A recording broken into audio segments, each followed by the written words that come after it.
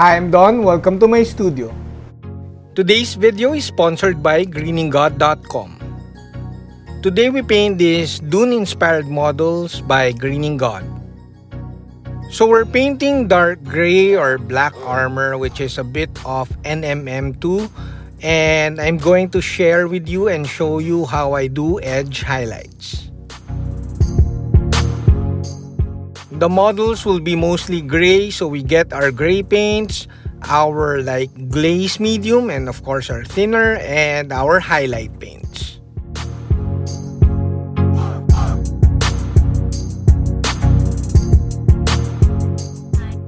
If you've seen my glazing videos, I kinda like glaze layering these days because it's like I produce smoother finishes or smoother transitions by doing glaze layering. So glaze layering is not much different than basic layering. It's just that we add a bit of glaze medium, just a teeny bit. If you like numbers, it's roughly maybe around 4 to even 6 parts paint and a part of glaze medium. We start by painting dark sea blue. It's an awesome color recommended by me by a friend, Duke at Instagram. So we sketch the highlights with dark sea blue, and then once you're happy, we move on to using the field blue. So much like basic layering, we're mixing field blue with dark sea blue because I'm kinda careful with the transitions of the paints here because I don't want to do extra glazing later.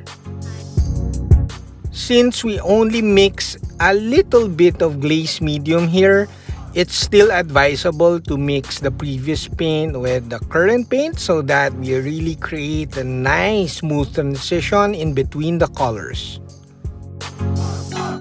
I've said this in my previous videos, the more you mix colors, the previous color and the current color, the better your transitions will be. They will be smoother and you won't have jumps in contrast. I do not recommend adding more medium to create more transparent colors because it could be boring for you because it's boring for me. More glaze medium means you don't need to mix the previous color with the current color, but you'll have a much more transparent paint, and I'm kinda too hasty for that technique.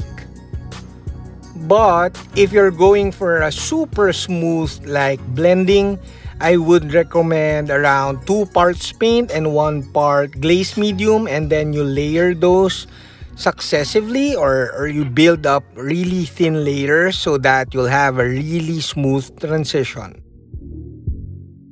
But as I've said, it could be boring for you, but those yield the best results. So much like basic layering, we're painting less and less paint or less and less area as the paints get lighter. This dark blue pale color is a must-have, and I'll tell you why later in the video, much like the dark sea blue. So you might be wondering, why am I using blue grays instead of the usual gray tones? Well, other than the fact that the movie shows or the movie captures, the screen captures, shows that the armor or the uniform of the lead actors have a grayish blue color, I just find it that using blue grays is a ton more interesting than just painting with normal grays. Of course, if you don't have these colors, you could paint with just mixing black and white or black and then German gray, London gray, medium gray, and white, and then you could filter that with a blue wash. Now we're almost done. As you could see, we have nice smooth transitions. So just like me, do you have white paintophobia? So white paintophobia is an invented word, or I don't know if there's such a word.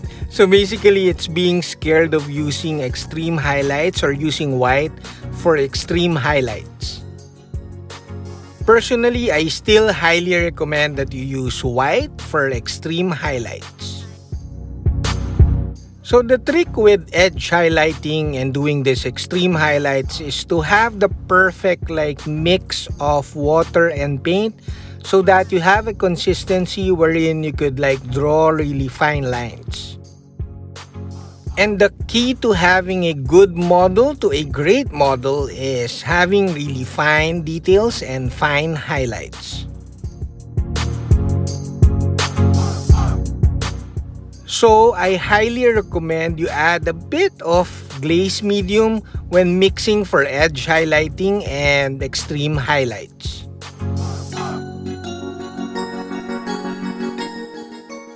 Now we use washes to filter the model. Also, we're giving a blue flow for the visor of the models. I rarely use washes for filtering. I prefer inks. But for this one, I want to have a more subtle look. And I don't want to cover all the highlights that we did earlier.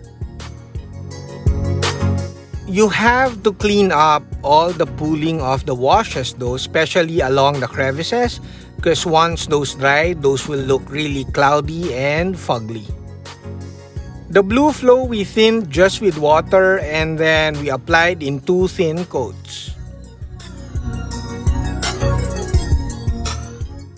Now we finish up the models with extreme white highlights. I mixed around 3 to 4 parts white paint and 1 part glaze medium. We all know that you have to have a perfect consistency for edge highlighting and extreme highlights. So the glaze medium will kinda help. It adds flow to the paint and then you just mix a bit of water and then you create this milk consistency. As long as you could draw fine lines, you're good to go. Now we're done. On a side note, I highly recommend you slowly build up your collection of highlight colors. Because for example, the wolf gray or ivory, at the end of the day, once they're painted on the model, as they dry, they kind of dry exactly how they look on the bottle. Meaning they're far from being white. Of course, you could mix white with base colors, but I highly recommend you have a collection of highlight colors. I also highly recommend that you learn to use the glaze medium for edge highlighting and extreme highlights. The glaze medium will simply add more flow to your paint. Just don't add too much. You're not really glazing the paint or the highlights.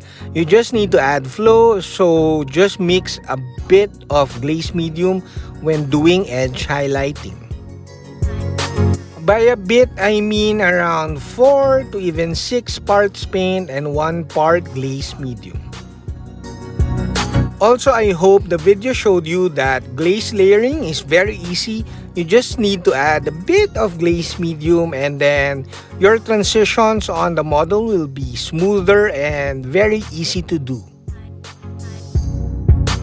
Lastly, I got a comment that mediums will ruin your Kolinsky brushes. That is so wrong.